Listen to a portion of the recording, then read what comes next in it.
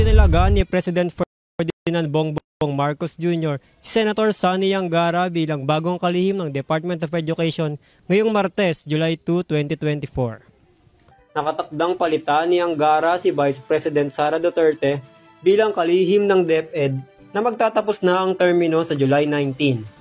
Ayon sa pahayag ni Angara, tinatanggap niya ng may pagkukumbaba ang tungkulin at pinapasalamatan niya rin ang Pangulo. Aniya, ang portfolyo ng edukasyon ay isang makabuluhang responsibilidad.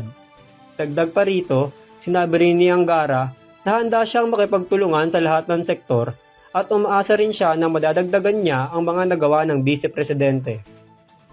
Matatandaang nagbitaw sa lahat ng posisyon sa gabinete si Duterte noong June 19 sa di matukoy na dahilan, ngunit nilinaw naman niya na hindi ito dahil sa kainahan, kundi dahil sa pag-aalala o habag sa mga guro at estudyante. Samantala, malugod naman na tinatanggap ni DepEd spokesperson Michael Powa ang pagtalaga kay Angara at sinabi na inaasahan ng komunidad ng DepEd ang pakikipagtulungan sa bagong pamunuan habang patuloy ang walang humpay na pagsisikap patungo sa pag-unlad ng kalidad ng basic education sa bansa. Para sa EuroTV News, ako si Ryan Asino, sumasaludo sa bawat Pilipino.